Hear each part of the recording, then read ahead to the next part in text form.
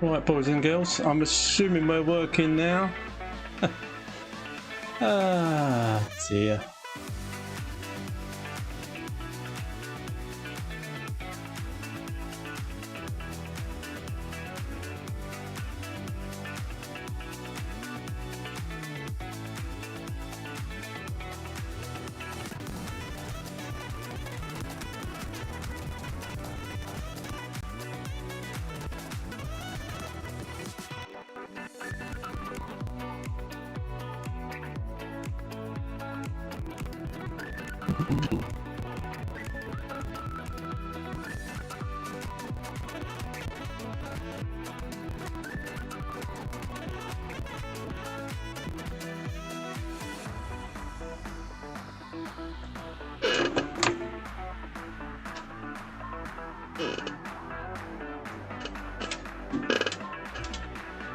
Good evening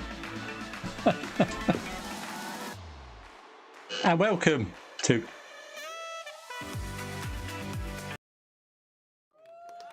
Who's the Plasterer?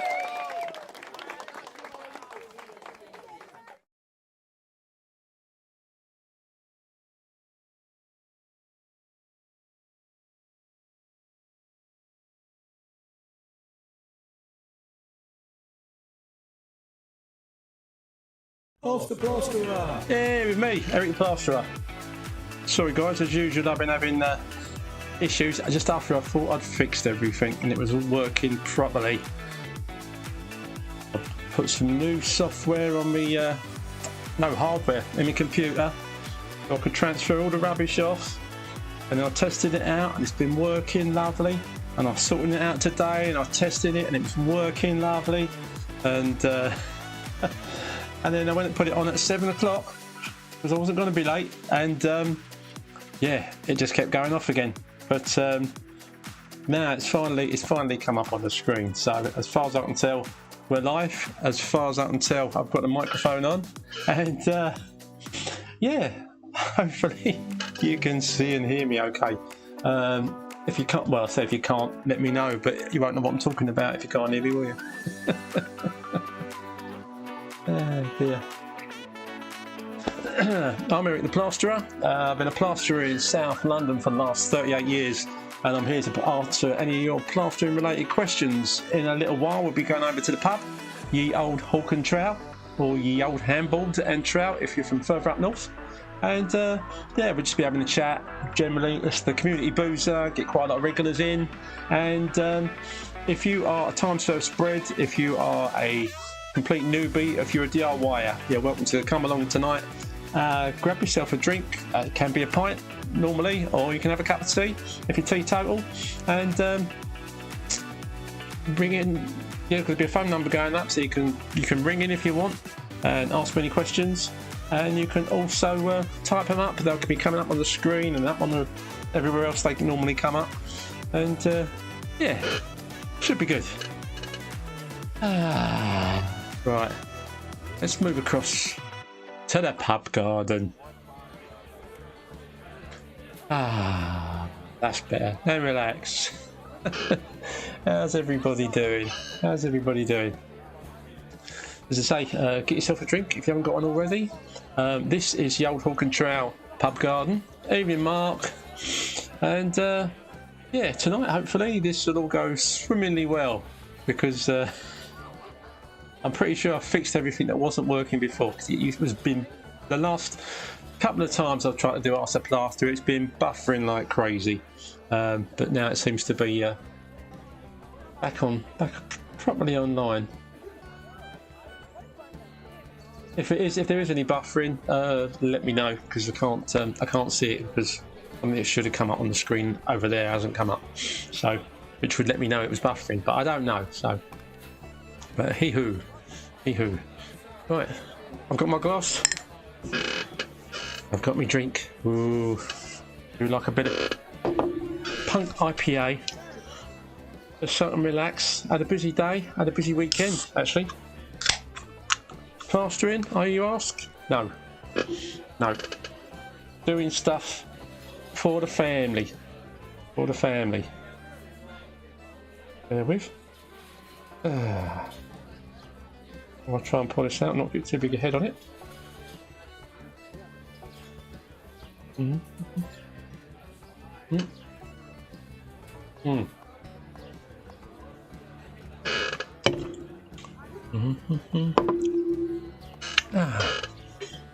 Right, what's been happening this weekend?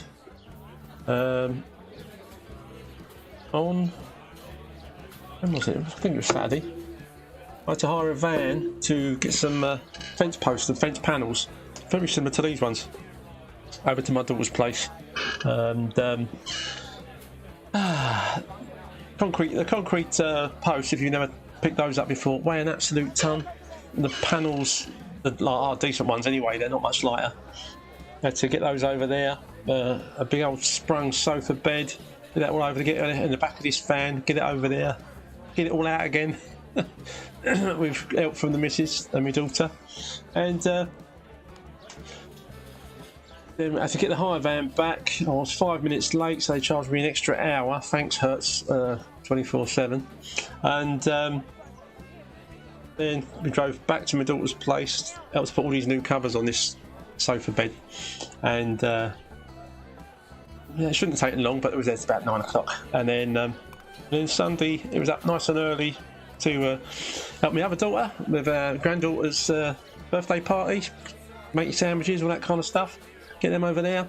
And then after that, where were we? On the today the missus had quite a lot on, and I wasn't working, so I got up at 5:30 with her and went up to let's say Victoria then.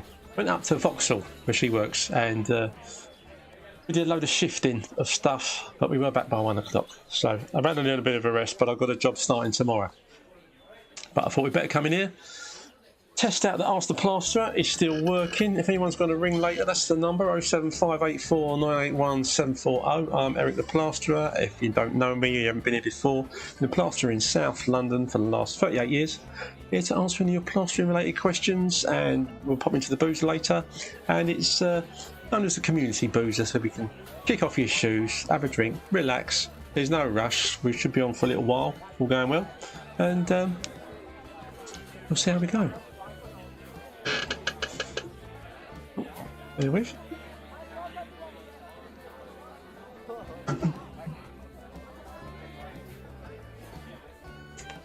My old friend Danny is on his way to Blackpool or Scotland, so I don't think he's going to get in this evening. Evening, Jamie. Hand pink waving. Oh, is that meant to be an emoji? Hello, mate. Oh dear. Anyway, it's working. Guys. Oh dear. And Tara, my old plasterer, she's on her way back from somewhere miles away as well. And she's going to try and make it tonight, but if she doesn't, don't worry about it, Tara. It don't matter at all, my dear.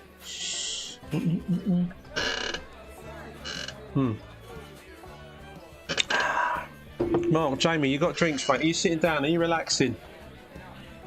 Have you got your feet up, Mark?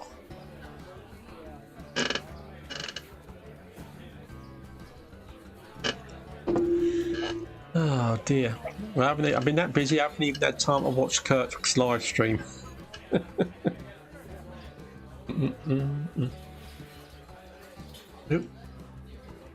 Nice one, mate. Nice one. Should we just go over to the pub? I like it in the pub. Yeah, come on in. Ask the Plasterer. Yay! Oh yeah, I did some work, didn't I? That makes a change. That makes a change, yeah, you dosser. Yeah, the video came out a little while ago. Me ripping down and boarding a ceiling for this guy. This ceiling, I put in the title, it was like about 4 inches out. And after it was ripped down, the chippy had to go in there. And there was such a difference. I should have taken photographs of it first, but where there's a picture rail goes around this room, up here. And where it finished on one side of the room, we were looking at about, because let's do physicals, let's not bother with the numbers. Say it was this far from the ceiling, there was the gap above the picture rail, and on the opposite side of the room, it was kind of like that much, and that's just how much the ceiling was out. It was an absolute, yeah, absolute joke. Feet up, mate, jolly good. That's what I like to hear, bruv. That's what I like to hear. Hey, Joel. Hello, matey. Sorry, mate. I missed you Wednesday. I had a quick look in there, but I wasn't there for the live. Sorry, mate. Nice to see you, bruv. Are you just popping in briefly, Joel? Have you got time to sit down and have a drink, mate? And a nice bit of chocolate. How's the missus? How's the old bun coming along? Sorry, yeah. What was I saying? Yeah, this ceiling. These joists, they're only about 4 inches deep, if that, and they spanned that ceiling from one end to the other is like a 5 metre span, and they were just doing this in the middle, and over on one side where there was one joint in them, they were doing this, and the whole thing, apart from seeing where the picture rail was way out, other than the picture rail showing it up, you couldn't really see it, but once it came down and you looked at it, it was just kind of crazy. Just got in the door, my man. She's nearly there, mate. Cool. How long you got to go, Joel? How long you got to go? It don't seem 5 minutes ago, mate, that you said it was there was a baby on the way. But yeah, and yeah, see where these joints are here as well. It was an absolute mess. There had been a conversion done upstairs, so it wasn't really load bearing anymore because there were the old steels going across, supporting everything that was upstairs. And also, thankfully, I thought it was going to be lava and plaster on the rip down before the client made a few holes in it and realised it was plasterboard, which was still messy. Don't get me wrong, but and initially I thought, oh, this won't be so bad. But of course, you haven't got the lavs and you haven't got the nails to pull out.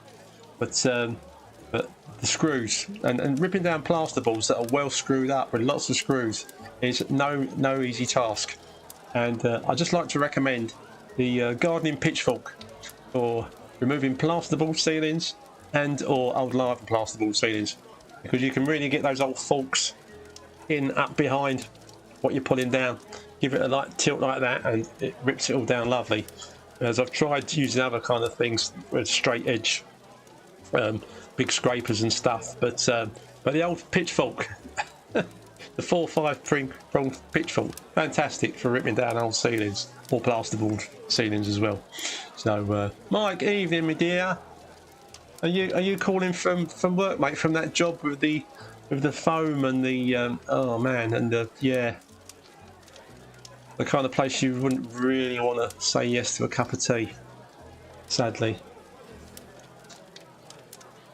And a little bit dangerous in the electrics department if they were all stuck in with expanding foam. But yeah, Mike's a plasterer. He does lots of jobs, and an awful lot of them, the customers there or the people that have been there before tend to just have this love affair with expanding foam. And we all see it from time to time, but no one sees as much expanding foam as Mike Smiler. Smart. Ah dear. I hope you're going to be relaxing, Mike, and you're not still at work. Have you just come through the door, or have you had time to have a little shower, put your feet up? Assuming you're allowed to put your feet up. I don't know, mate. I don't know how strict your missus is. Maybe you can sit down and relax and have a chat this evening.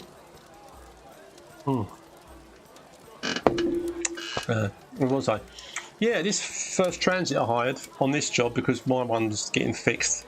Thankfully it was fixable. I thought it was going to be a write-off. My Range Rover Freelander, Land Rover Freelander. It's a four-wheel. It was a four-wheel drive. It's a four-wheel drive, and I was driving back. I just started this job, and I still had balls and stuff to bring over. and I started driving home from this particular job after the rip down, and I thought I'd hooked a bag of spanners underneath the motor as I was driving along. The racket that was coming from underneath, and it's literally what it sounded like, a bag of spanners. And one guy came round, we tried loads of different things on it, and as soon as we drove it, it didn't sound any different at all. And then I took it to the guy that does my MOTs and stuff for me. I said, let me know if it's a write-off, mate. You know what you're doing. You've got a rolling road and all the rest of it. And if it is, just, you know, give me the bad news.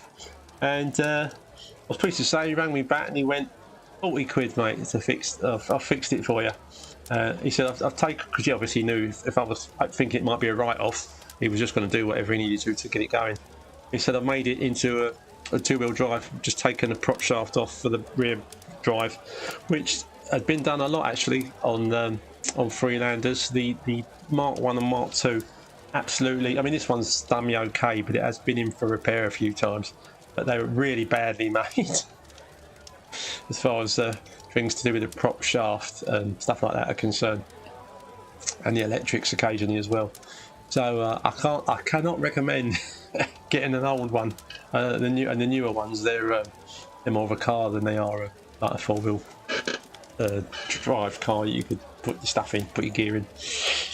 Anywho, home now, mate. Oh, good. Oh dear. I thought it was quite cool outside, but once I come here and set this up, and the lights and the computer and stuff, the heater blows out. It's like a little sauna. So I'm nice and warm. Right, hang on. Yeah. Oh, and I don't know if you guys noticed that I was using my well, coming up the stairs here, I was using me phone and me new gimbal thing I bought. That you can set it on tracking and it moves the camera around as you move. If you do it properly, it does anyway. I don't know why on here, but on my videos it goes about half speed. This doesn't normally happen, but I can't complain. We're not buffering as far as I know, so that's all good. Hang on. Good evening. If you've not been here before, I am Eric the Plasterer. This is Ask the Plasterer, and this is the community boozer, where you can come in if you are, well, obviously anybody can watch, potential customers, time-served tradesmen, DIYers, newbies, guys that are just starting out in plastering. If you want to ask me any plastering related questions, this is the place to come. If you want to ask me anything about any kind of rendering, you need to ask Joel Cook of Rendivate Plastering. Oh yes, he's your man for machines, for everything to do with coating the outside of your house and making it beautiful. If you want to know anything at all, make sure you're subscribed to Joel's channel, and he has a live stream. I think it's every Wednesday, so that's coming up. Where are we? It's Monday today, isn't it? Yeah, coming up in a couple of days. Most of you, depending on what you're doing, you know that Kirk Johnston, he has his live stream on a Sunday night, and yep, even I watch that because he's got the talents of a very old man as Kirk, and he's only 36. Which sometimes I just kind of think he can't be only 36. He's too knowledgeable in the art of plastering, but he did used to do it as a kid with his dad. So I didn't start till I was about 24. I think Kirk started plastering when he was about 10 or 11. Oh dear. Evening, Tom. How many people have you trained over the years, mate? From early days, I used to have labourers when I was first starting out because you needed one. Because when I started, there were no whisks, mate. It was the old podger and all the rest of it, and a tin bath and a rake and a shovel. And mixing up bonding, that wasn't too bad. Mixing up browning, which you can't really get anymore. That's as far as I know. That would, when you pour that into a bath of water, it just floated on the top, just went up and down. Whereas the bond at least sunk in, and you could give it a good old mix. And I went through. I went through. That's the wrong word. I trained. I trained a lot of labourers early on. One of them, he was. I mean, I wasn't that old myself at the time, but he was 17, 18, and God, he talks a load of. He talked a load of constant old rubbish all day long, which would drive me mad anyway. Oh God, you do talk a lot. He was a lovely guy and a good labourer as well. Then I had another guy, Paul, and he was he was great until he did like a lot of guys like to go out on the weekends, especially when you're younger, and overdo it, should we say? And but he would turn up on a Monday, but he would kind of do a mix, and then when you turned around, because while I was using it up, if I didn't need him in a hurry, he'd be asleep on the floor. I'd have to wake him up to do me another mix. But God bless him, he did come in. So yep, so I trained him.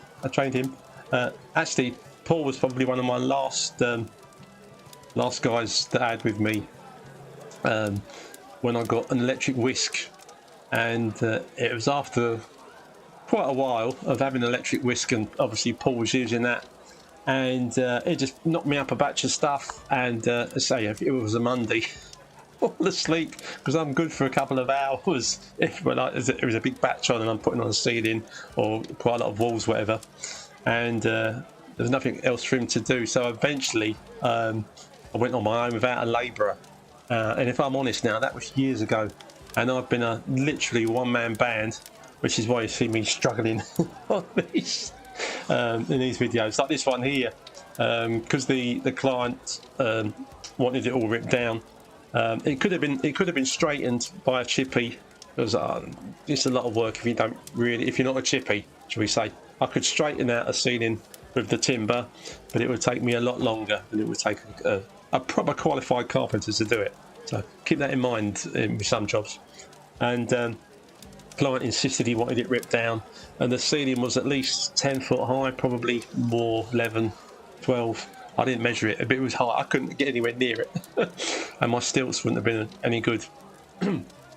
Oh, especially not for the rip down and stuff. So we got scaffolding in there, got decking, got bandstands, got scaffold boards. Years ago, I had a few myself, and before stilts and all that kind of stuff, and I did used to cart them all to jobs, and probably didn't charge enough for the amount of time you'd have to spend putting those kind of things up. And I hadn't done it for a long time until I did this job for this guy. I said, if you want it ripped down, I need the decking. You will have to hire it, and I think, well, I'll have to hire it. I think that came in at just under 500 quid to hire it for 7 days, and that was from a local place. If you are hiring, I've got nothing against the big hire specialist whose name just escapes me, which is probably just as well at this moment. But they are twice the price of everybody else. When I remember what they're called, I'll come back to you. Mark, you're not Mr. Crack working in a squad. I do, mate. When I have gone back and worked with a couple of friends of mine, one's a builder, and actually the other one's a builder as well. And I work with them, and there's some other guys there, and there's at least 3 of us working together, and often 4. I get very used to that again, and I do enjoy the crack, and I do, and it's great. And the only downside is when that particular job is finished, I'm then more or less basically back on my own. And when I first go from being in a little team to being back on my own on domestics, it's at first it's very quiet, and you're not very you kind of think, oh, it's a bit lonely on your own, either listening to your own singing or your own podcasts. Got to get the ratings up a bit, and but after about 2 or 3 days, I'm kind of back in there, just cracking on with it. Chuck LBC on like old men do, and listen to the news, for hours, and then and just get on with the job in hand. But yes, mate, I do miss working in a team. If I was with a regular team like you and your guys, mate, I'd be I'd be quite happy to stay in that situation. But I'm just one of those domestic geezers works on East Todd, up in South and across South London. Dear.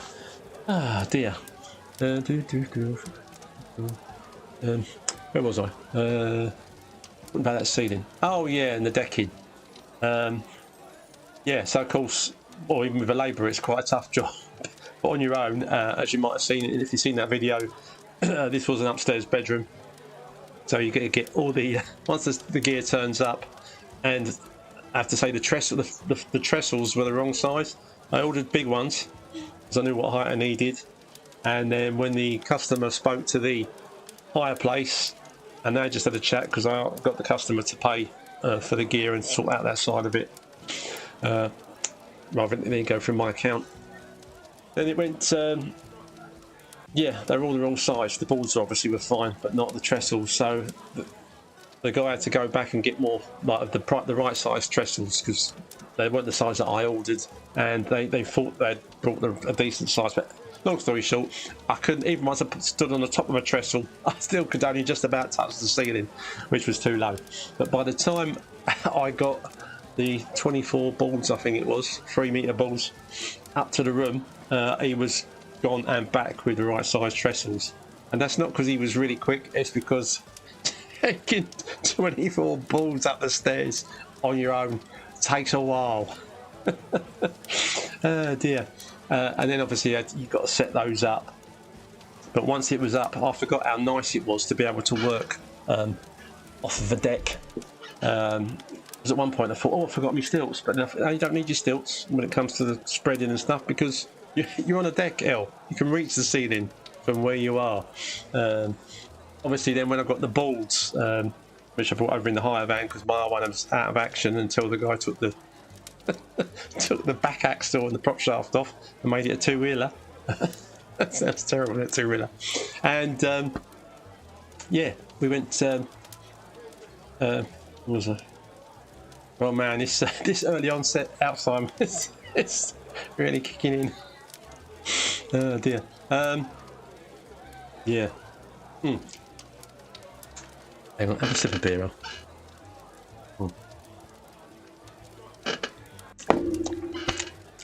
I remember where I was in a minute. Sorry, I'm tired and I'm thinking I've got to go work tomorrow. Not looking forward to it.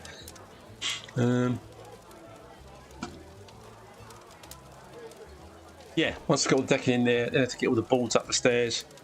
Getting those up the stairs, that was fun, obviously. Again, took a while, and I normally nearly always, especially when I'm overboarding, normally use 9.5 thickness boards. I always use 6x3s because, again, I was saying in that video, getting up the stairs and around the corner with the 6x3s boards was like tough enough. If you're struggling, even if there's two of you trying to get 8x4s up the stairs, round the corner. Fortunately, the guy's hallway hadn't been decorated either, but if it hadn't been, and you're trying to get an 8x4 football round there, it's just not going to work. If you're on site, not an issue. If it's a big job downstairs, it's not an issue, but if you're going upstairs, especially if you're working on your own, putting up 6x3s, you'll get a lot less injuries to your back and your arms and your shoulders and your elbows than you will if you're always trying to hold up and put up 8x4s. Obviously with two of you it's easier, but it's still hard work. They're not like those things. Like I say, on this particular job I got the 12.5 thick boards because yeah, I wanted it to be nice and flat and solid and sturdy. Not that they're not solid with a 9.5 because the ceiling's flat. If the joists are close enough together, which they should be around about 14-15 inches apart, then, and you're obviously going across them, they're not going to you're not going to get sagging unless you've got some severe damp or moisture or water coming through from above, in which case even if they were fatter boards that wouldn't fix the issue. I've used 9.5 thick 6x3 boards for as long as I can remember, and only use anything thicker or bigger. I say if it's a kind of job that's downstairs and you're doing a dot and dab, and obviously you put up a nice 8-foot board, you've covered most of a big chunk of the ceiling. Whereas if you're using 6x3s, which I've done for dotting and dabbing, got an old video on that in me list somewhere. I stagger them and do them sideways, like long ways, and do the old broken joint that way, literally like a big brick wall. But again, I found that easier for lifting and sticking, not the ones that go above, the lower ones. And if it's upstairs somewhere, then yeah, I'm not going to be using 8x4s on anything. If you've just come here, I'm Eric the Plasterer. This is Ask the Plasterer. This is Yelf Control Boozer, community boozer, where a lot of the guys we come together, have a bit of a chat about plastering, about what kind of day you've had, and yeah, if you've got any plastering related questions, I've been a plasterer in South London for the last 38 years. And I'll answer those for you. If they're about rendering, you want Joel Cook, and Joel will be on live on Wednesday on Renovate channel, or the Renovate hub, if you're on that hub. And Kirk can fill in everything else that I don't know. I'm pretty sure Kirk knows. So you are completely covered on all angles. So between the three of us, oh, I'm not forgetting, my mate Stu Robs, Trout Talk. Where are we getting there? 6,000-7,000 people on there today. I just recommended another guy got hold of me today about this, that and the other to do with plastering. I said, look mate, do yourself a favour, get on the Trout Talk Facebook group, because it is the only helpful one where you can ask any question, and if there is any backlash or people taking the mickey out of any questions that are asked, especially by newbies, they get taken off the site, and it's as simple as that. Whereas you might have found, if you've ever been on some of these other sites on Facebook, and you put a question up there and you basically get pounced on by a load of lions, bears, I don't know what you want to call them, but yeah, you don't often get a lot of help. There's some nice guys on them, but there's far too many that aren't, so not good. Cheers.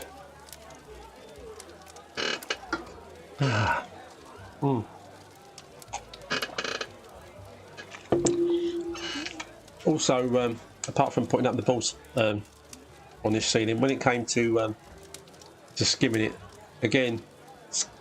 like I said, it was hard work putting up all the deck, but skimming a ceiling off of if it's a nice low ceiling and you can reach it, even then they're normally maybe a little bit too low, a little bit too high to reach, but when you can put this, you can put a decking up and you can reach it just about right, then it's a real pleasure to skim, and it's so much easier. But of course, then once the whole job's finished, you have got to take all the decking down again, tidy up all the mess that was underneath it that went through the cracks when you ripped down the ceiling, and then get all the gear back downstairs and make sure you've organised it that the guys are coming to pick it up.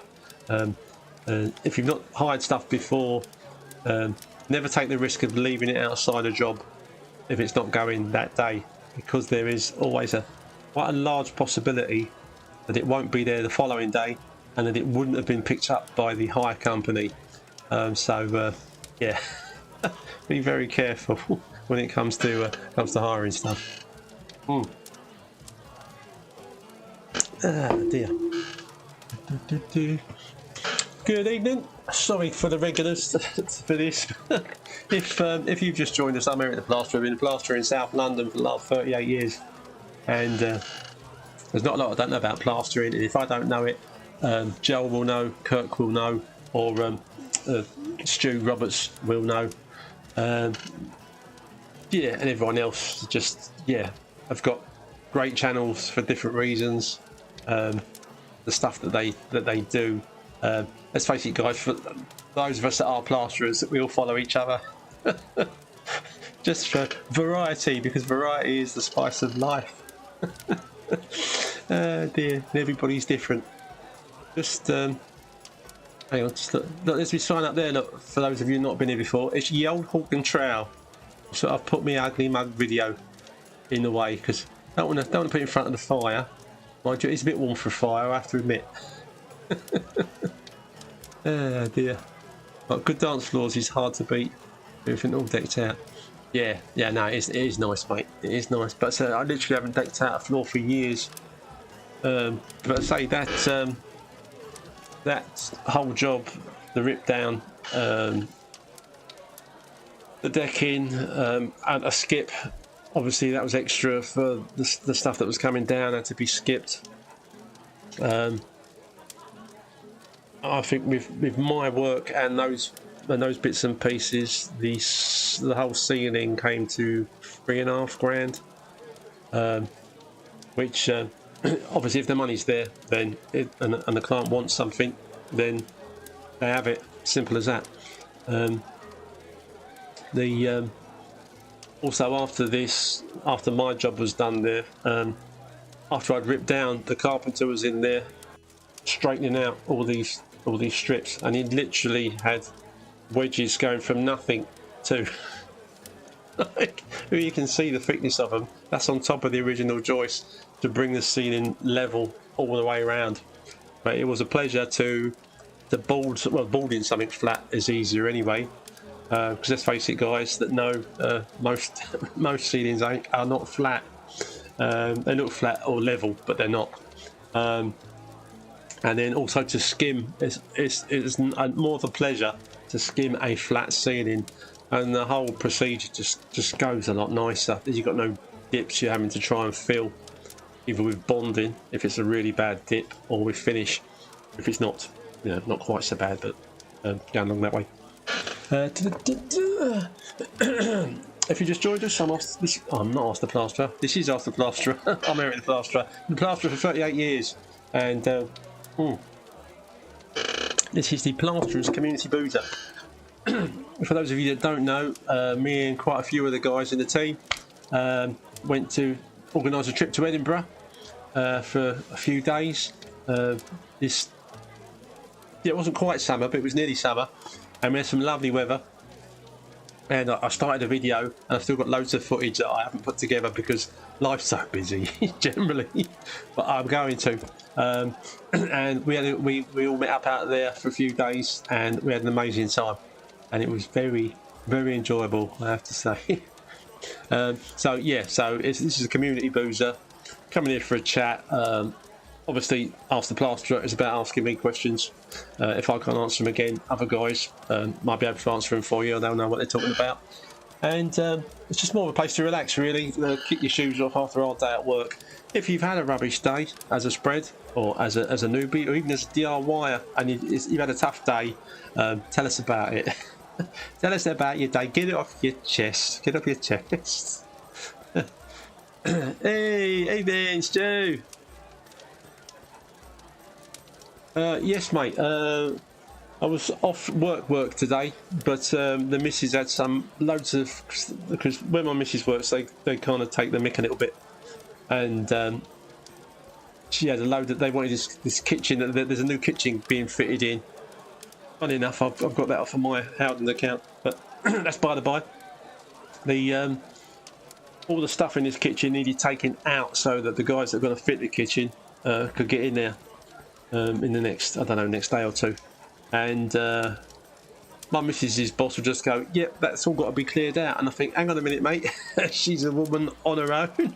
She's got someone that helps her, but it's just not. And I think she was stressing about it a bit, so I offered to go in with her, which I did today. But she does get up. Well, I get up to make the coffee at 5:30 in the morning to do that job when she is working there. So yeah, up at 5:30 over to Vauxhall from here. It's even early in the morning. The traffic over there is still crazy when you go through Brixton. And got over there and I helped shift all this stuff. And one of the other girls there, Leanne. So it's two girls and me shifting this stuff. And if I wasn't there, it would just be my missus and Leanne trying to shift all this stuff. So I'm pleased to say I took the stress off of me missus because she's worth it, and shifted all that lot, and we were back home here by 1:30. But she did have to continue working from home, but at least that was only on the old diddly diddly, as my as my father-in-law calls it, otherwise known as a computer laptop for the rest of us. Dear, so that was a fun Monday for me, and I'm starting a job tomorrow. But I am pleased to say it's a job I could walk to because it's nice and close. And I've had a few of those lately, and they are very nice. And especially when you're finished, because you pack everything up and you think, oh, no. Most jobs it's kind of like, oh, I've got to get through the traffic home now. But yeah, when it's only a 5-minute drive, if that, from a job, it's much more pleasurable, and you're still home in plenty of time, even if you worked a little bit late. So if you've just joined us, I'm Eric the Plasterer. This is Ask the Plasterer. I've been a plasterer in South London for the last 38 years. I'll be 39 soon. And yeah, not a lot I don't know, and what I don't know, my friends in the plastering community will know it. So between us, we've got it covered. Don't go anywhere else.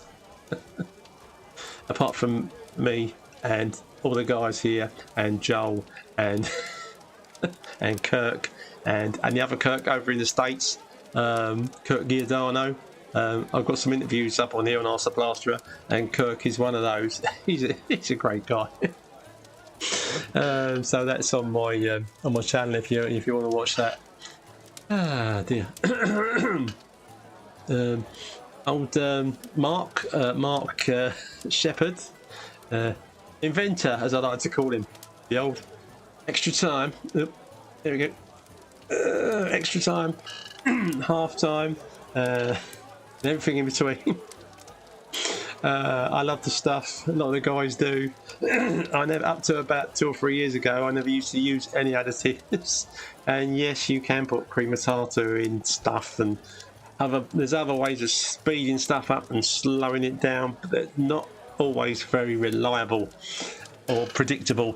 Whereas a few sachets of this stuff, and you always get a consistent extension of the time you want, which is generally around an hour. With extra time, you get a good hour extra to before it starts going off for you to get your gear up and sorted. Especially if you've got a nice big ceiling, it's very well, I love it.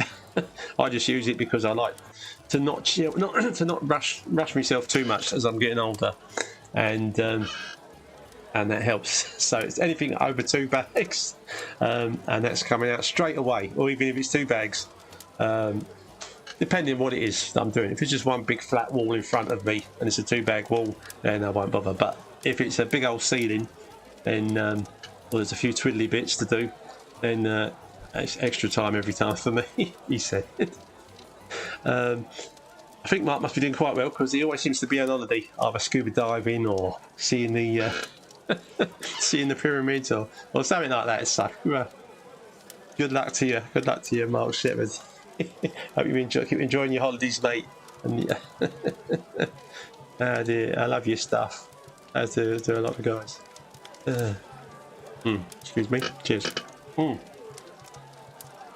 Yeah, if you've got any plastering related questions, you can type them up, or you can, yes, only here can you call this number 07584 981 740.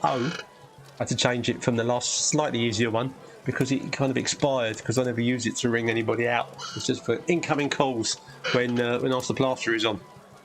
So you can come on here live, and we can hear your dulcet tones through the speakers, through the microphone, and back out to the listening public.